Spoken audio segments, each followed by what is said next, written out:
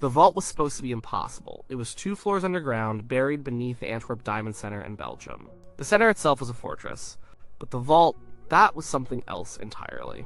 It was protected by 10 layers of security. Each one was state-of-the-art. There was a seismic sensor, Doppler radar, infrared heat detectors, a magnetic field. The door alone was a foot thick and had a lock with 100 million possible combinations. For decades, it had never been breached. It held the raw, uncut diamonds of Antwerp's most powerful dealers. It held their secrets, their fortunes. And then, on the weekend of February 15th, 2003, someone walked in and emptied it. They didn't blow the door, they didn't tunnel in from below, they opened it. They bypassed every single one of those 10 layers of security. They walked out with diamonds, gold, cash, and other jewels. The initial estimate was over $100 million. Some say it was closer to $400 million. No one knows for sure because the victims themselves were cagey about what they'd lost. The police were baffled. The insurance companies were horrified. The world was captivated. They called it the heist of the century. The police had one question: who could do this? But maybe that's the wrong question. The man convicted of leading the heist, a charming Italian thief named Leonardo Notarbartolo, has always insisted he wasn't the true mastermind. He says he was just a pawn. He claims the real heist was an insurance scam pulled off by the very people he stole from. So the real question is, who really pulled off the Antwerp Diamond Heist? The answer depends on who you believe. The police and the courts, or the man who says he was there. To understand what might have happened, you have to understand the man at the center of it all. Leonardo Notarbartolo wasn't a violent criminal. He was a professional. He was well-dressed, polite, and ran a jewelry business in Turin, Italy. He was a specialist in stealing things without anyone knowing he'd been there. He was what you'd call an artist. For years, he led a group of thieves known as the School of Turin. They were a tight-knit crew, each with a unique skill. They weren't thugs who smashed windows. They were patient, meticulous planners. According to the official story, Notarbartolo started planning the Antwerp job nearly 3 years before it happened. His first move was brilliant in its simplicity. He rented an office inside the Diamond Center itself. He paid his rent on time. He posed as an Italian diamond merchant, making small deals, building trust. He became a familiar face. No one thought twice about the friendly Italian with the nice suits. But every day he was studying. He was watching, he was learning the building's rhythms, its weaknesses. His key piece of spy gear was a simple pen. It looked like any other pen, but it had a tiny digital camera hidden inside. He'd walk through the building, clicking the pen. He took pictures of everything. The security cameras, the hallways, the guards' routines. Most importantly, he got pictures of the vault. He saw the keypad, the combination lock, the massive door. He was building a mental map of the fortress he planned to conquer. He knew he couldn't do it alone. He needed his team, the School of Turin. Each member was a specialist. And there was Pietro Tavano, the muscle and the driver. He was the guy you called when you needed something forced or a quick getaway. There was Ferdinando Finotto, the mechanic and lockpicker. He could build custom tools and figure out complex mechanical problems. And then there was Elio Denorio, known as the Genius. He was the alarm and electronics expert. If it had a wire, a sensor, or a circuit board, he could understand it and defeat it. Together, they were a perfect machine for theft. But even with his team, Notarbartolo needed one more piece. He needed a copy of the vault key. This wasn't just any key. It was a foot long, with a unique, complicated design, and it was kept under constant watch. Getting a copy seemed impossible. This is where a mysterious figure enters the story. Notarbartolo calls him the King of Keys. No one knows his real name. He was supposedly a master keymaker, a legend in the underworld, who could duplicate any key from just a few photographs. So Notarbartolo, using his spy pen, had managed to get those photos. He says he passed them to the King of Keys, who delivered a perfect, untraceable replica. This key was the first major step to cracking the impossible vault. With the team assembled and the key in hand, they spent months practicing. They built a full-scale replica of the vault's antechamber in a warehouse. They practiced every step of the heist over and over until it was muscle memory. They timed themselves. They worked out every contingency. They were preparing for the performance of their lives. The weekend of the heist was chosen carefully. It was the weekend of the annual Diamond Games, a professional women's tennis tournament held in Antwerp. The city would be distracted, security would be focused elsewhere. It was the perfect cover. On the night of February 15th, they made their move. The official story, pieced together by police, is a masterclass in criminal ingenuity. They had to get past 10 layers of security. First, the main entrance to the Diamond Center. This was easy for Notarbartolo. He had a key fob, he was a tenant, he walked right in. Then, they had to deal with the private security guards who patrolled the building.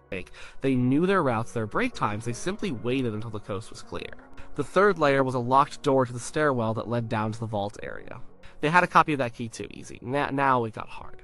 The fourth layer was the vault door itself, which was protected by two powerful magnetic plates. If the door was open, the magnetic connection would break, and an alarm would scream through the building. This is where the genius, Leonardo, came in. They had devised a custom-made aluminum shield. They carefully attached it to the magnetic sensors, bridging the connection. Then, they unscrewed the sensors from the wall and swung them out of the way. The magnetic circuit remained closed, the alarm never knew the door was open. It was a brilliant, elegant solution. The fifth layer was the key itself. They had the copy from the King of Keys. It slid into the lock and turned smoothly. The sixth layer was the combination lock. This was one of their cleverest tricks. Months earlier, Notarbartolo had gained access to a small, unused broom closet that shared a wall with the vault antechamber. He drilled a tiny hole through the wall and installed a small video camera. The camera was aimed directly at the combination dial on the vault door. He left it there, recording for weeks. Eventually, he captured footage of a guard opening the vault. He zoomed in on the footage, watching the numbers click into place. He had the combination. So Notarbartolo stood before the massive steel door. He inserted the long, strange key. He turned the dial to the 100 million to one combination he had spied on for months. He pulled the handle. The foot-thick steel door swung open. Silence. No alarms. They were in, but they weren't done. Inside the antechamber, there was more security. The seventh layer was the door itself, which they had just opened. The eighth was a heavy, locked steel gate just inside the vault. This was a job for the mechanic, Leonardo. He had designed a special tool, a custom-built aluminum rig that could pull the lock mechanism on the gate without breaking it. It took time, but it worked. The gate swung open. Now they faced the 9th and 10th layers. These were the high-tech sensors guarding the room itself. A light sensor would trigger an alarm if anyone turned on the lights, and an array of heat and motion sensors would detect any movement or body heat in the room. This is where the practice in the warehouse paid off. To defeat the light sensor, they had a simple, almost comical solution: hairspray. Leonardo crept into the dark room and sprayed a thick coat of hairspray over the light sensor, effectively blinding it. It would now register darkness even if the lights were on. To defeat the heat and motion sensors, Notarbartolo used a large styrofoam box to shield his body heat as he moved slowly across the room. He approached the main sensor panel and disabled it. The heart of the vault's defense system was now dead. They were free. They had over 2 hours inside one of the most secure rooms on the planet. They took drills and crowbars to the safe deposit boxes. There were 160 boxes, and they managed to open 123 of them. They worked quickly, stuffing diamonds, gold, jewelry, and cash into duffel bags. The sheer volume was staggering. It was more than they could have imagined. They took so much that they had to leave some bags behind. Finally, their time was up. They packed what they could carry, reset what security they could, and walked out. They had just committed the perfect crime, or so they thought. Perfect crimes are often undone by simple human mistakes, and the School of Turin made a stupid one. On the drive back from Antwerp, Pietro Tavano, the muscle, started to panic. He was worried about the evidence they were carrying, the tools, the gloves, the leftover food from their stakeout. He insisted they burn it all. Notarbartolo argued against it. He wanted to dispose of it properly far away. But Tavano was agitated. He pulled over on the side of a highway just outside Brussels and dumped everything into a ditch. It was a secluded spot. He thought no one would ever find it. He was wrong. A local landowner, a man named August Van Camp, found the trash. He was an eccentric character, known for being a bit of a busybody. He saw the bags and called the police, complaining about illegal dumping. The police almost didn't come. But Van Camp was persistent. When an officer finally arrived, he saw what wasn't just ordinary trash. He saw empty diamond pouches, videotapes, and tools. And he saw something else. A half-eaten salami sandwich. That sandwich would bring down the entire operation. The police forensics team got a DNA sample from the bread. They also found receipts from a store in Antwerp, and a phone call record on a discarded cell phone. The phone call was to Leonardo Notarbartolo. The DNA from the sandwich was matched to him. The perfect crime began to unravel because of a piece of garbage and a nervous thief. The police now had a name. They started digging into Notarbartolo. They found out he had rented an office in the Diamond Center. They checked security footage and saw him moving large boxes out of his office just before the heist. The case was coming together. They raided his apartment in Italy and found jewels hidden in the hollowed-out legs of his furniture. They found evidence linking him to the rest of the crew. One by one, they were arrested. Notarbartolo, Tavano, and Leonardo were caught and put on trial. Finado, the mechanic, managed to escape and was tried in his absence. The mysterious King of Keys was never identified. Notarbartolo was sentenced to 10 years in prison. His team got 5 years each. The case was closed. The Antwerp police had their men.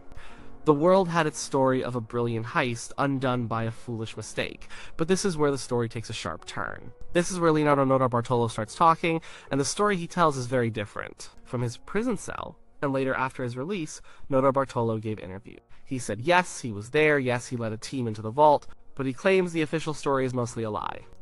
A lie he was happy to let people believe until he felt betrayed. According to Notarbartolo, he didn't mastermind the heist. He was hired to do it. And he was hired by a major diamond dealer. He says this dealer approached him with a proposition. The dealer and a small group of other merchants wanted their own vaults robbed. Why? Insurance fraud.